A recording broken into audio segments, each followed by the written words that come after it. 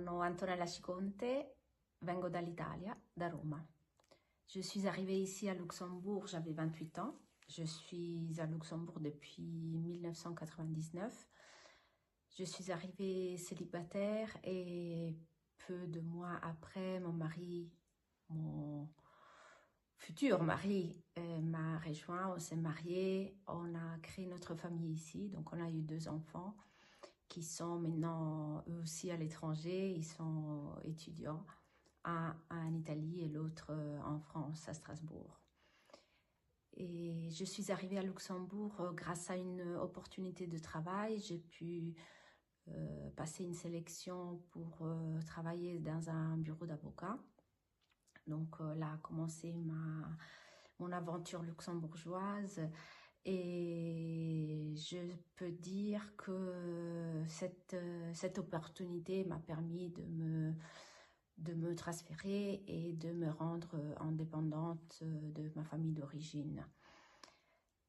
Ce que j'aime le plus de mon pays d'accueil, donc du Luxembourg, c'est le multiculturalisme, c'est-à-dire cette présence de cultures différentes et donc on peut connaître des personnes qui parlent des langues différentes. On peut se retrouver dans une journée à parler 2 ou 3 langues différentes et pour moi c'est une grande ouverture et je pense qu'il n'y a pas beaucoup de pays au monde qui permettent de faire ça. Donc, et grandir des enfants dans un environnement pareil, ça ne peut qu'être une richesse.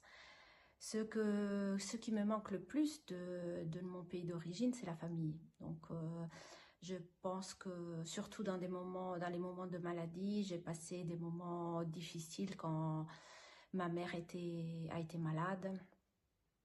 Et donc, vivre loin dans des situations pareilles, c'est très très compliqué et difficile à gérer au niveau émotionnel. Et dès que je pouvais, je rentrais à Rome pour aller la voir.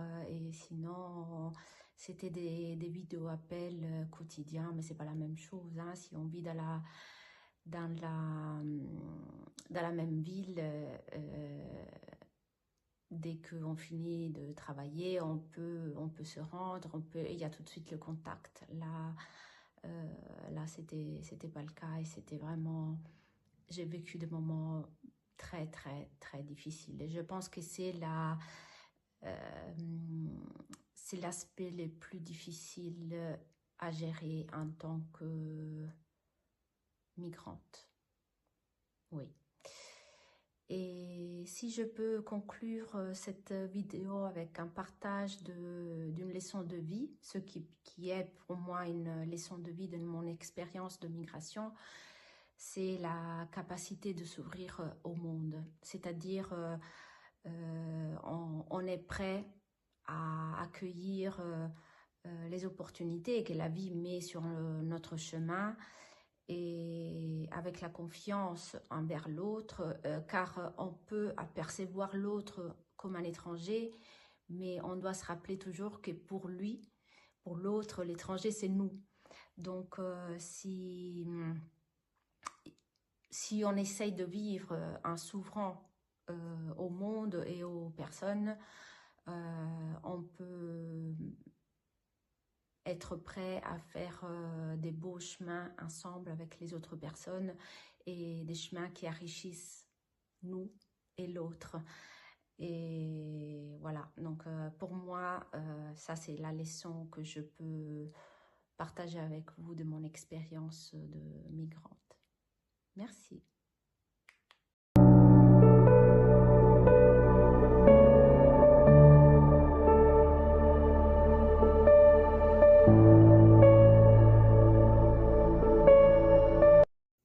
Hola, mio nome è Marie Rocha, mi è d'origine caverdiana, mam te vive in Luxembourg disto mais de 50 ans. De ma personnalité positive et résiliente est née une conviction profonde. être une femme immigrante est une immense richesse. J'ai quitté mon pays d'origine sans qu'on me demande mon avis. J'étais une enfant qui suivait simplement ses parents eux-mêmes en quête d'une meilleure vie sur un autre continent. J'étais cet enfant déraciné, parfois un peu brutalement, comme un arbre transplanté sans aménagement. Aujourd'hui, je porte encore les échos de ces départs. Je le questionne parfois, car mes premiers traumatismes trouvent racine dans cet arrachement. Pourtant, en continuant à vivre la culture de mes origines à travers mes parents, j'ai aussi eu la chance immense de découvrir la culture de mon pays d'accueil. Deux mondes se sont ouverts à moi. Les difficultés de la langue, du climat, de l'intégration et du regard des autres existent encore et persistent malgré les efforts.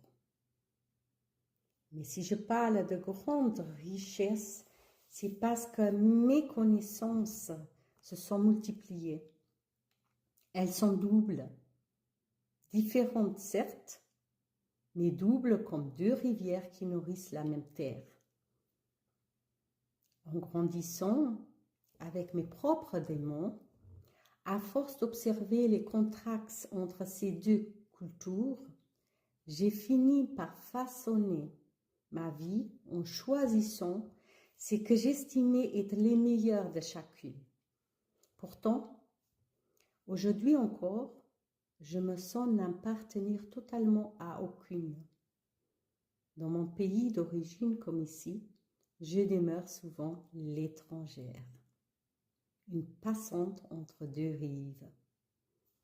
Ma passion est l'écriture, car écrire a été pour moi une thérapie immense, un refuge silencieux où déposer mes trompettes.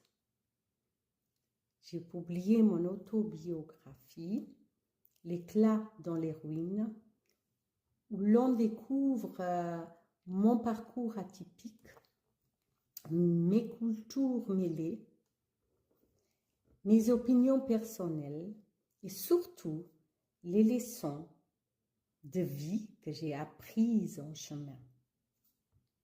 J'ai grandi, étudié, travaillé ici. Puis j'ai élevé mes enfants. Et aujourd'hui, je berce mes petits-enfants toujours entre ces deux cultures, qu'ayant patiemment les meilleurs que chacune a à offrir. Comme on compose un bouquet avec des fleurs venues de deux jardins différents.